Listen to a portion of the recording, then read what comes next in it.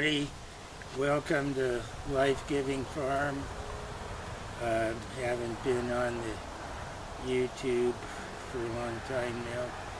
But this year, 2025, is, besides the other things it is, the 40th anniversary of our arrival here to belong to this piece of land, this little ecosystem, 5 acres that we eventually named Life-Giving Farm, because it's the farm that gives us life. We're not a commercial farm, with a few exceptions. When we have a great surplus on something, we might sell some of that. But we also give a lot of our food away and trade with other people who do similar things, living directly from the land. And so our hunting relative, we trade with our daughter and her boyfriend for meat. We give them the vegetables and fruit and get some deer or elk meat from them. We trade with other people who grow vegetables, and we trade with people who raise animals. Well, one in particular, our friend Joan, who has a lot of goats. We trade corn stalks for her goats and get goat manure in return. So we're moving towards a barter and direct from the gifts of earth economy here.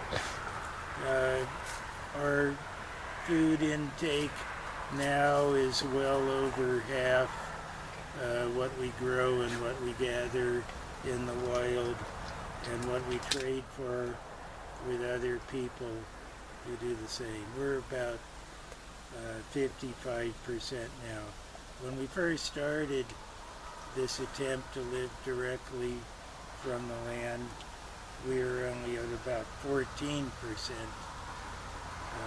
When I started keeping track of it anyway, about the year 2018, or maybe it was 2017, I retired from teaching in 2018, and then I started keeping track of this. So that's the introduction. We had a really mild winter and a warm and wet spring. Just ideal conditions for all of the fruiting trees. We have a lot of biodiversity here. Cherries, apples, pears, these nut trees like the one I'm sitting under, hazelnuts, walnuts, and then the cultivated crops and the wild and cultivated berries. So biodiversity, one of the secrets of life.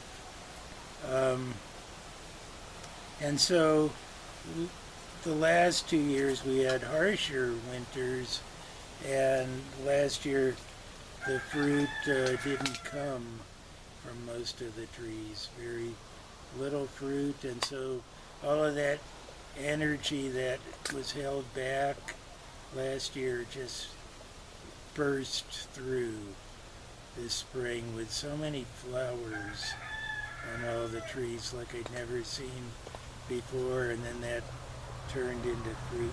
So now, I said turned into fruit. I think my voice trailed off. So now I will walk around and begin to show the beauty and talk about a few things about the way we do things for life. rather than for money. Okay, here we go.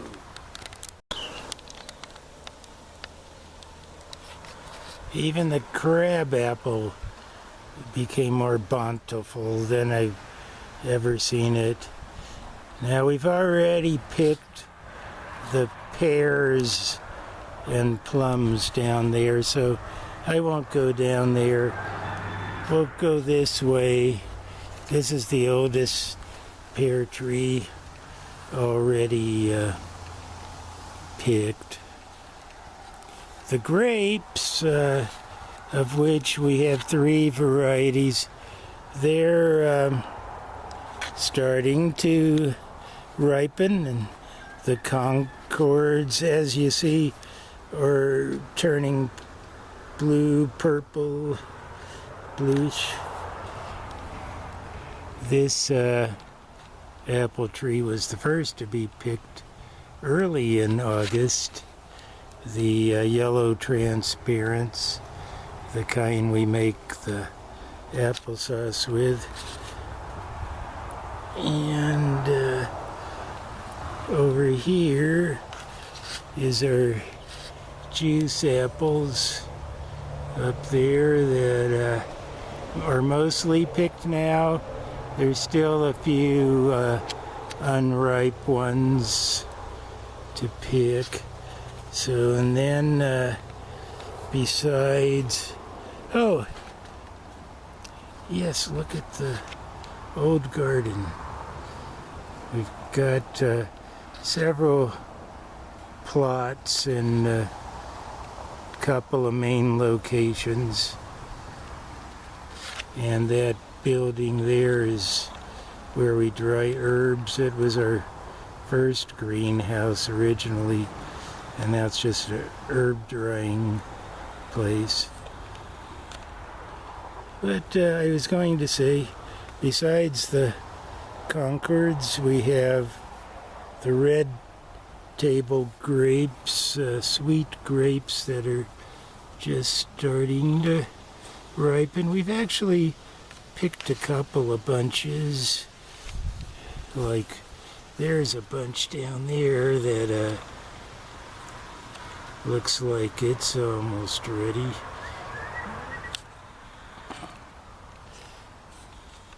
Oh, look at those ones, yeah.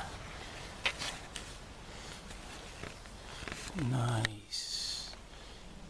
Oh, now I'm gonna do the best I can to keep my hand from shaking.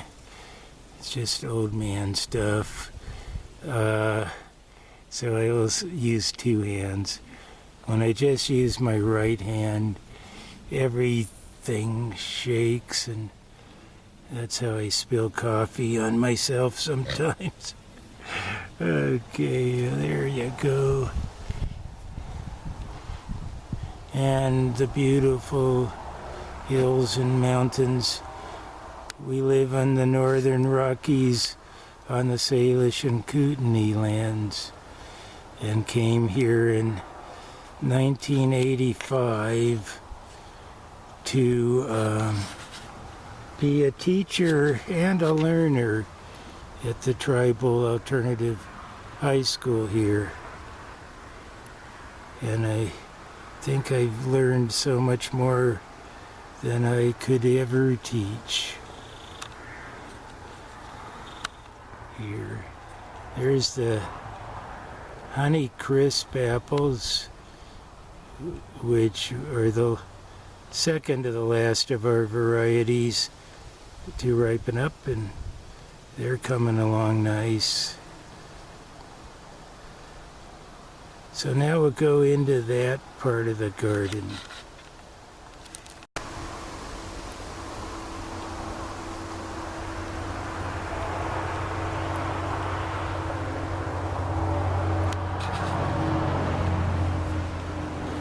Hey, little Max, what you doing?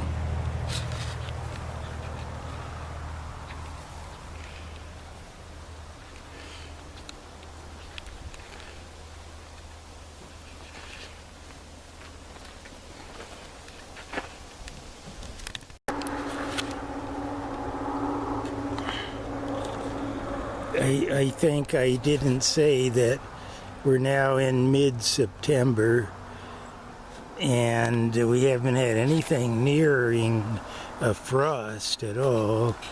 Lows around 50. I think the lowest low we got was about 48 a week ago. And that's helped quite a bit.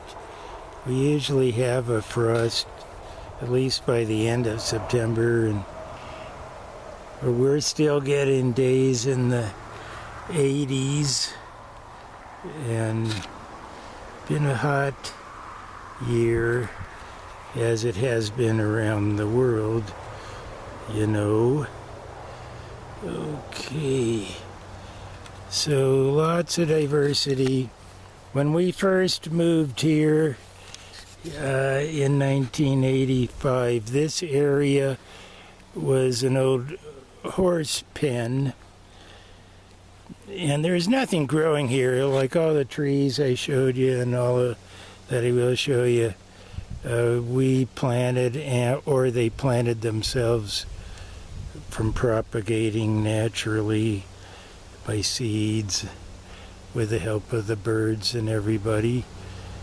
And this area had horse manure about 1.5 feet deep, packed solid. Nobody'd been living here for years, and the ground was very hard, and I couldn't get my shovel in it when we went to start our first garden in this new home in the spring of 1986. So that was the only time we ever had a tractor and a plow on this land in 40 years, when we hired a guy to come in here and break ground for the first time.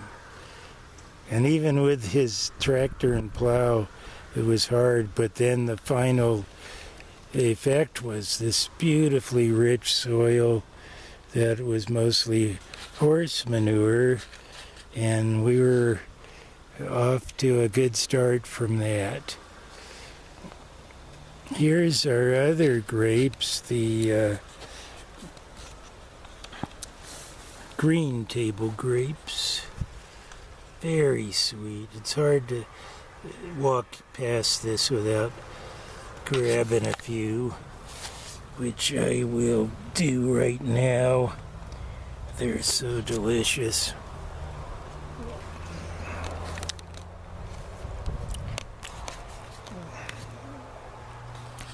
And we've harvested about, I don't know, maybe half of them, and they're going fast. Yeah.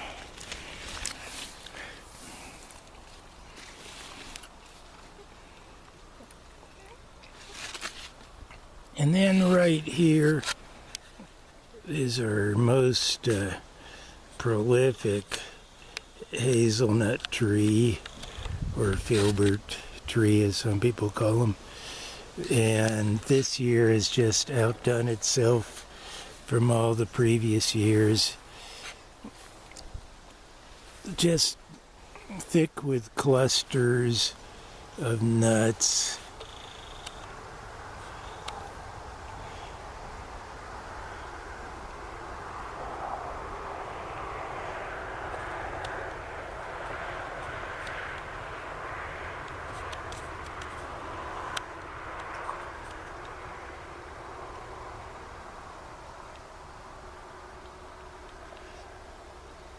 Whoops.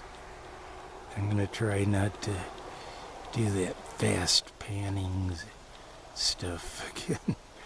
Okay. I'm such a wreck sometimes. Okay.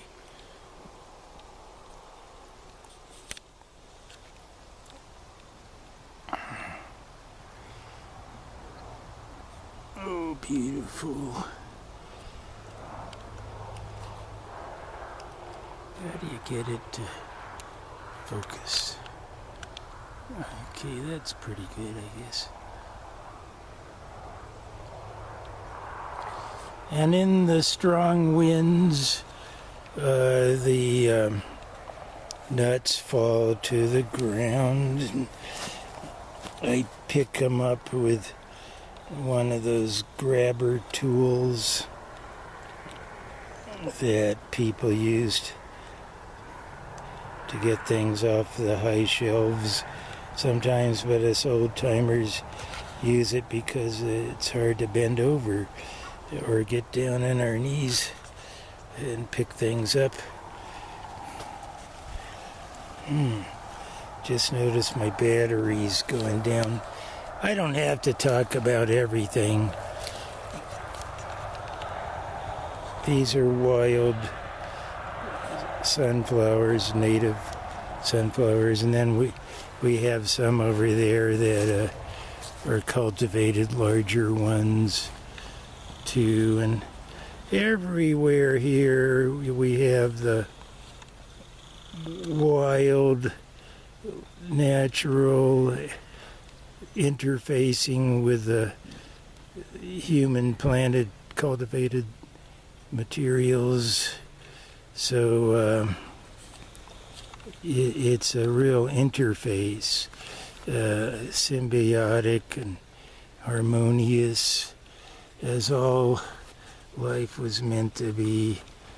We weren't meant to be in charge of the planet. We were meant to unify and interact symbiotically. How does one species out of between 9 and 10 million think they have the right to be the boss over everything else and have this concept of the earth is just here for our taking and not for our cooperative giving and sharing, as nature freely gives to us. And all of us knew thousands of years ago that was true, and at some point most of the humans forgot how to be earthlings.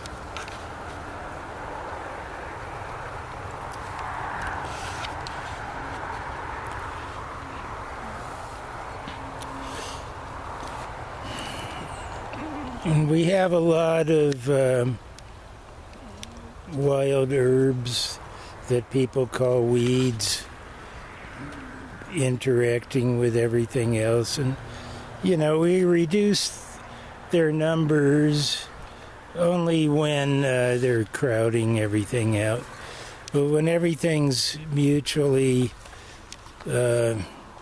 enjoying the fruit of the soil, the nutrients, without being drowned out, there's no need to pull everything up and discard it. Now, what I'm looking at here, I should have said this a long time ago, is amaranth. What we're looking at here, these beautiful magenta, I guess, colored flowers. This is amaranth, and it's a relative of one of the plants here that people call weeds, and that's the red root pigweed. And there's the top of a pigweed plant, and their seeds are edible just like the amaranths. There's the red root pigweed right next to an amaranth.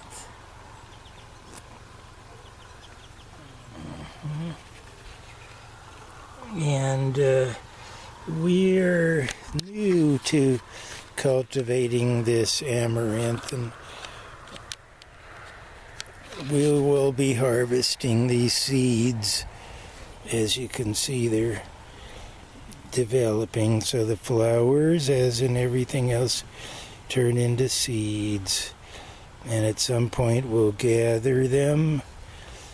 And my son Noah is really in charge of these. And he knows more than I do about the amaranth.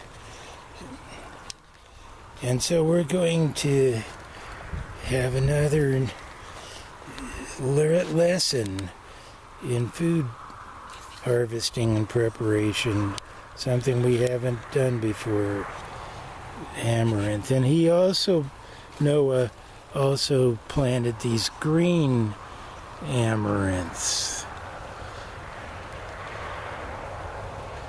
And we'll enjoy those, I'm sure.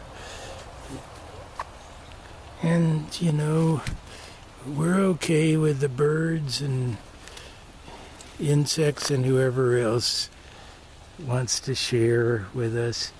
Now this year, because of our great abundance everywhere in those mountains, there is the bears haven't had a need to come down and take any of our fruit. And we never really prevented them from doing that. We would chase them when we saw them, but they usually came at night. And I say chase them with the help of the dogs, usually. And it's been an interesting interaction with the bears over the years, and no harm done in either direction, us or them. And lots of carrots in there, some beets, as you see. Well, I gotta go to the other area because I'm rapidly running out of battery power.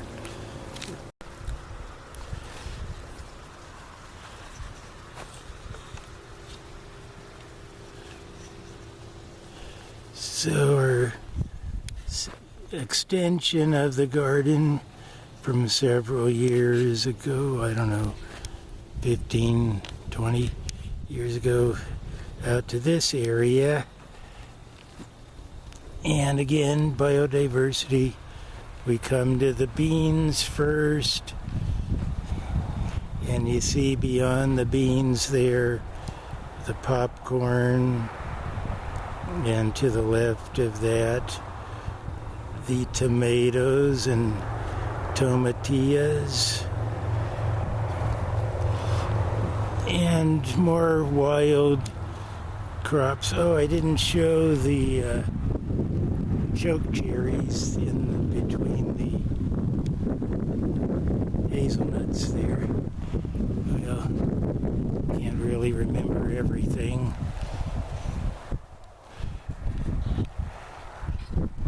So I might have to stop and charge this little camera up in a minute.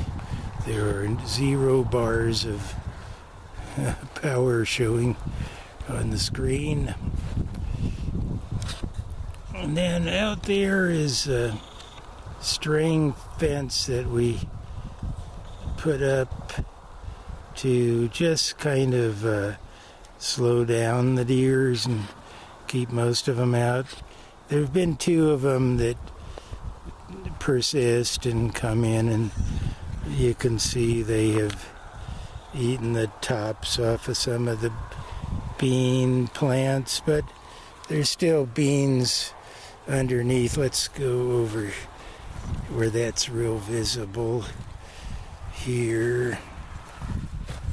So basically they ate the top leaves and allowed more sun to get on the beans. So, we don't have to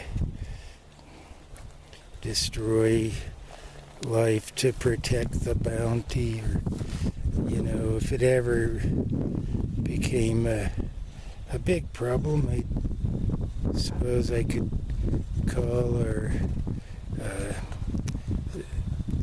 daughter's partner, Joe, and say, we have some deer here that you might like to eat.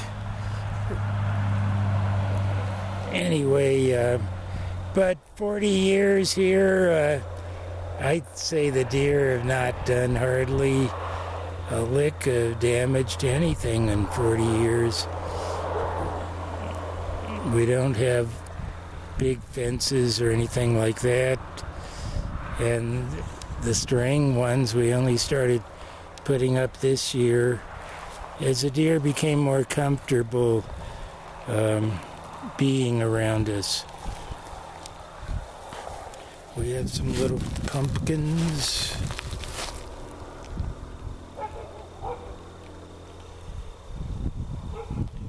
And delicata squash I really like. Let's see, where's my camera pointing? Oh yeah, okay. There. And some, what is that again? With the white flowers. Ah, dang it, I used to know that name.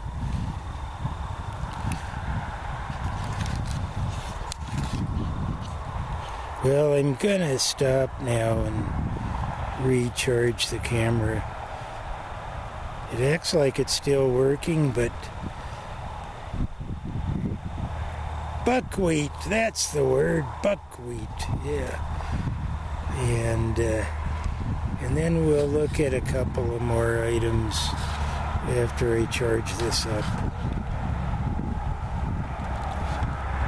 Buckwheat's a good nitrogen fixer too, besides the flowers attracting pollinators. We like having the buckwheat around and the wild sunflowers.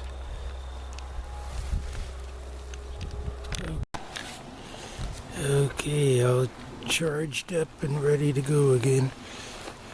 So, we'll look at this corn here.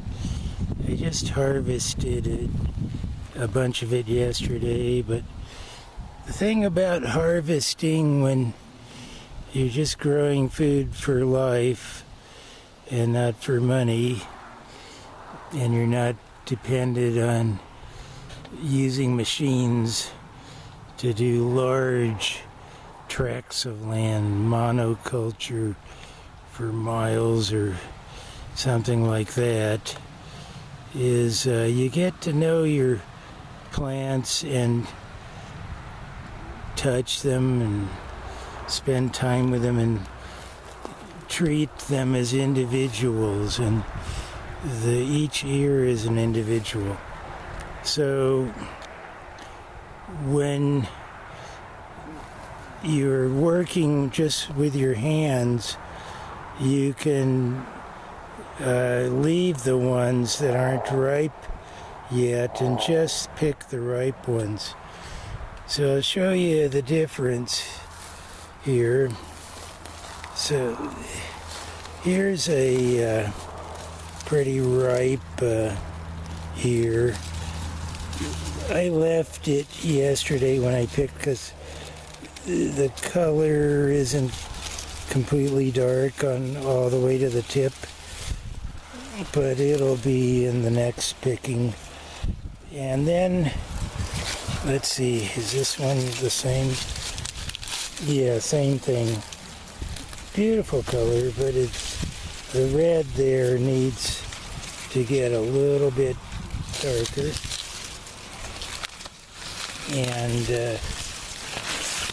that one too. Okay, I'm looking for ones that are almost like that. So those three might be picked at the same time, but then you might have one next to it here that is not quite ready at all, you know.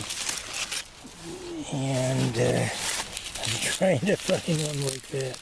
Yeah, you can see a lot of light orange color in this one.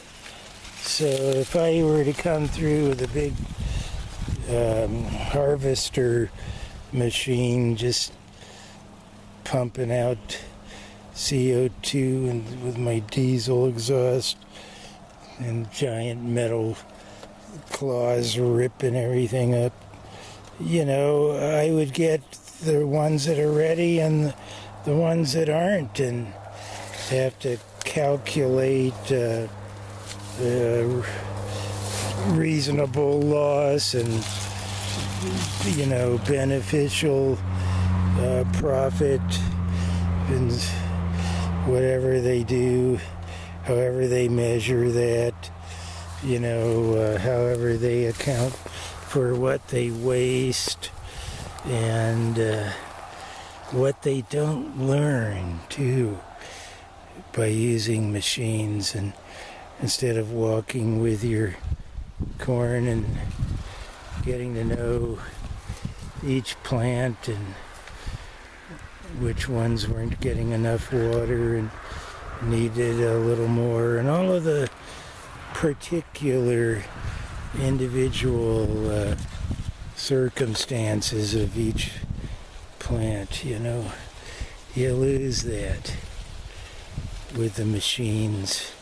I understand how people are dependent on money and they don't have the time to do things the way we do them. It's an unfortunate economic system. It's a brutal economic system, and one that alienates people from nature. So I don't blame the individuals as much as I blame the system and circumstances that they were born into, and the culture that goes with it, the culture that alienates people from natural systems and our interrelatedness with all life.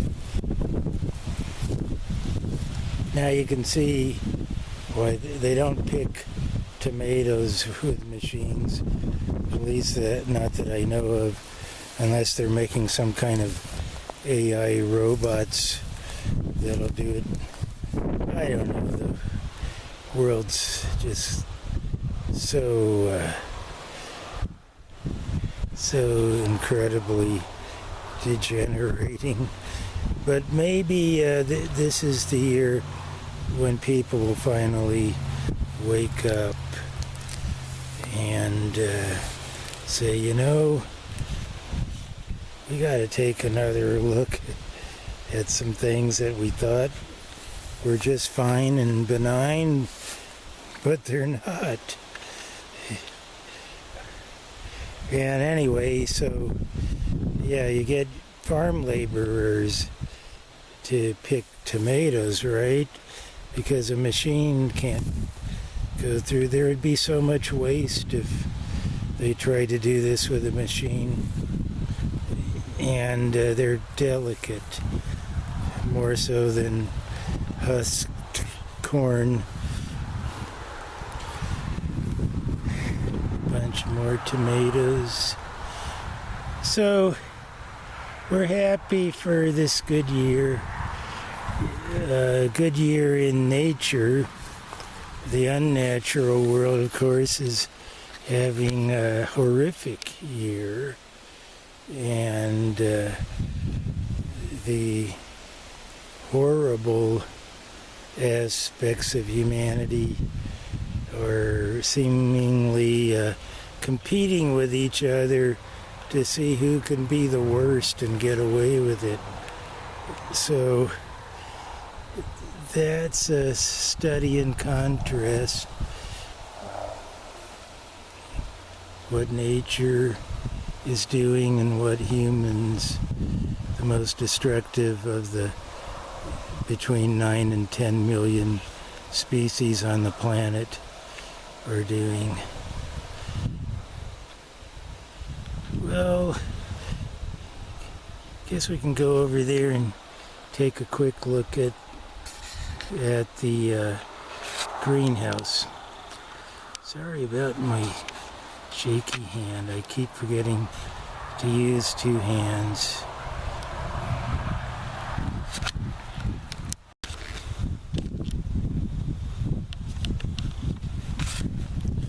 So we'll just peek in here for a second.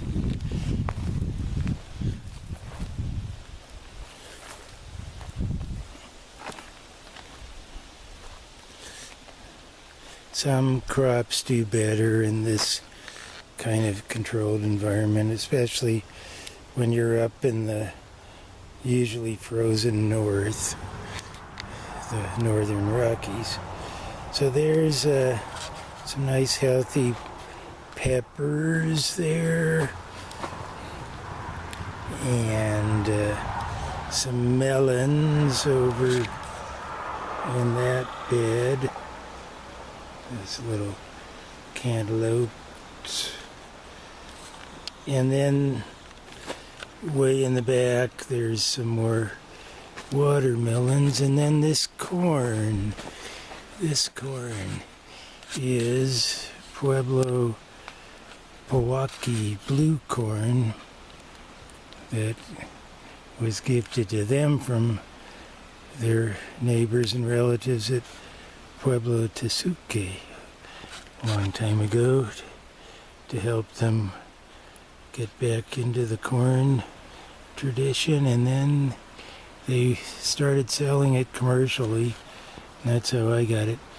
But being a southern crop, used to a longer growing season than up here in the north, they do better in this controlled environment, or as they call it, or the greenhouse.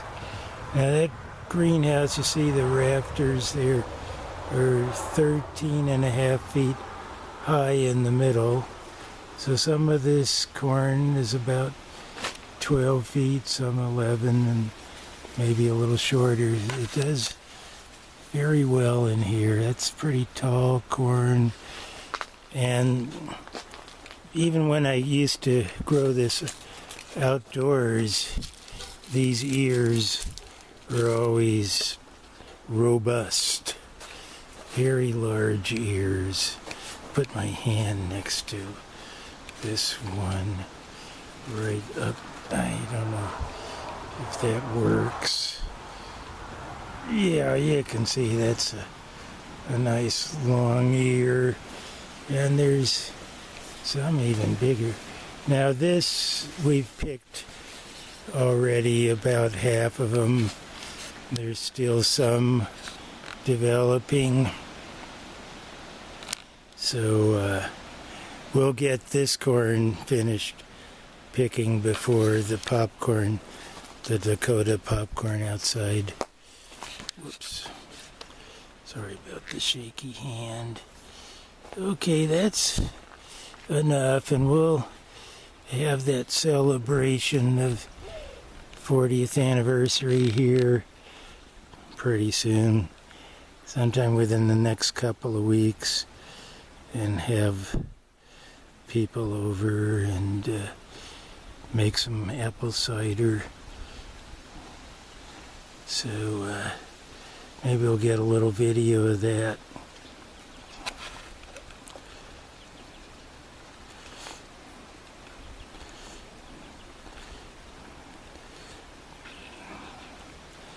All the best to all of you. It'll only get better eventually after the great awakening that is coming upon us now.